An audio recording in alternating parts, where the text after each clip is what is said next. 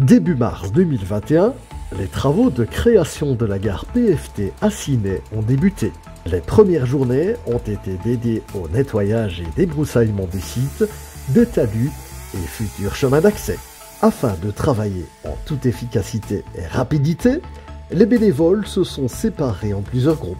Un premier équipé de tronçonneuses pour couper les arbres et branches, tandis qu'une seconde équipe fut chargée du débardage en utilisant des moyens techniques modernes dont le bras articulé d'un camion. Les résidus verts ont été broyés sur place et évacués en fin de journée.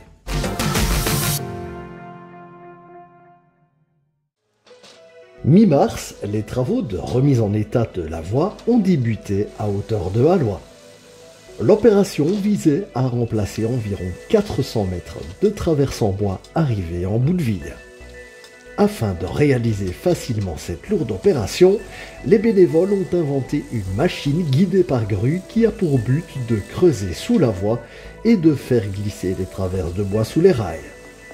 Entre alors en scène l'autre grue qui, au moyen de son godet, attrape la traverse et la fait pivoter pour l'extraire de la voie et l'évacuer en vue du traitement.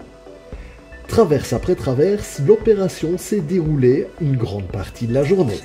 Ces travaux se sont réalisés lors de la mise hors service de la ligne 162 voisine.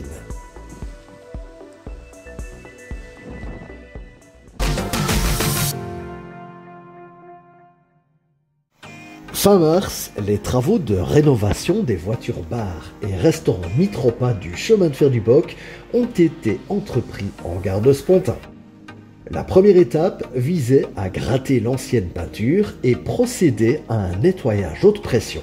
L'opération permit de retrouver la couche de protection de base. Il fallut une journée entière pour traiter le flanc de la voiture-bar, tandis qu'une autre équipe se chargea du nettoyage de la toiture, qui a bien souffert avec le temps.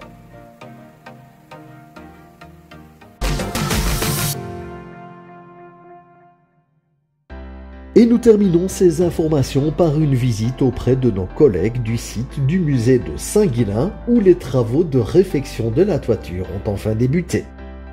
Les fonds nécessaires ont été réunis grâce aux nombreux dons via la Fondation Roi Baudouin. Une entreprise spécialisée pour les travaux en hauteur a été mandatée et en à peine quelques jours, presque l'ensemble de l'ancienne toiture a été démonté et les déchets évacués.